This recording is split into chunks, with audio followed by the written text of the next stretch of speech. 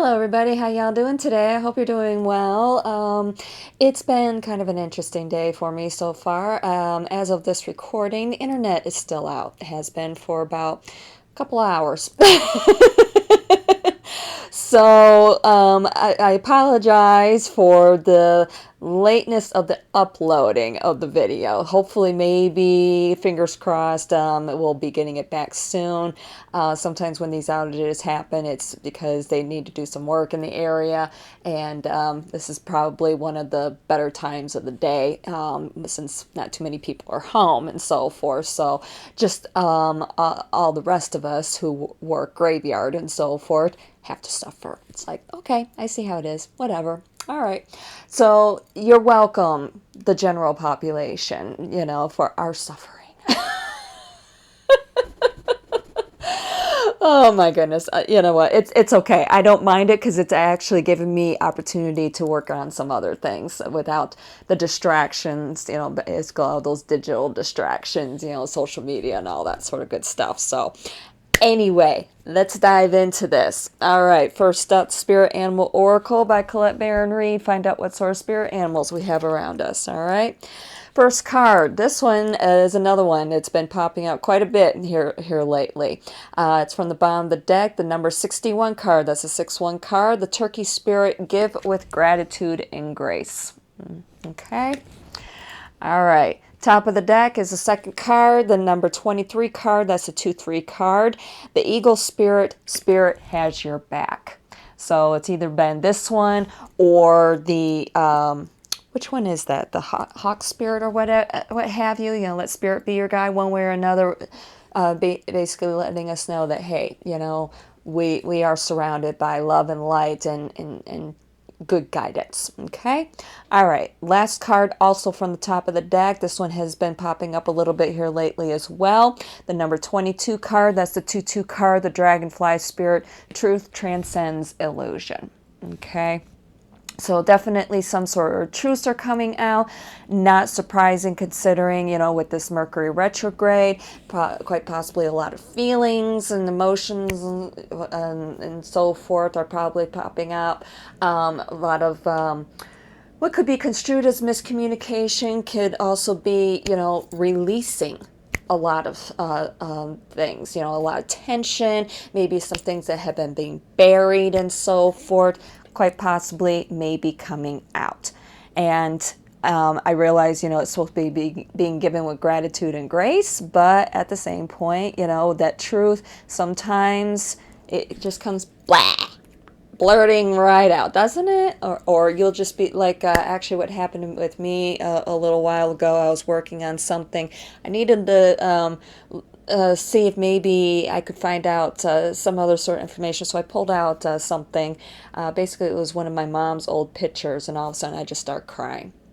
Yeah. Sometimes that happens too. It just all of a sudden, whole mess load of, memories, emotions, and so forth comes flooding out, and next thing you know it, I'm just like, oh my gosh. Yeah. But you know what? That's one of the reasons for these retrogrades is it's an opportunity to do some healing. We digress, of course, during these times and so forth, but they can be good digressions to help us go back and resolve some issues that we may be having and so forth. And interestingly, speaking of digression, my very last ride that I did last night, with my ride sharing work, I dropped off a gentleman this morning at the airport. The ride, my share of because basically when it comes to the ride sharing, we don't receive all that money that you all are paying. Okay, we only get a certain percentage, and it winds up being about maybe 30-40% if we're lucky. Okay. So yeah, don't forget to tip your drivers. Anyway, but interestingly, after the ride is complete and everything, it pops up, how much you made off of the ride, basically your net off of everything. Interestingly, that one came out to $6.66. And if you looked at my post recently about angel number 666, all about reflection. Yeah, going back and doing some reflection and everything, and then all of a sudden, and that really hit me. And that when I seen that, it really hit me hard. And I was just like, okay, something to keep in mind and everything. And then all of a sudden that happened to me earlier, and of course when it happened, I immediately thought of that ride and everything. I was like, okay, yeah, I get it, I understand. So all right, the next deck I was called to today, it was actually the Green Witch Oracle by Sherilyn Darcy. I know yesterday we did the Green Witch Tarot. Today we're doing, of course, the Green Witch Oracle. All right, first, this is a 4-card spread, past, present, future, and what will help guide us, okay?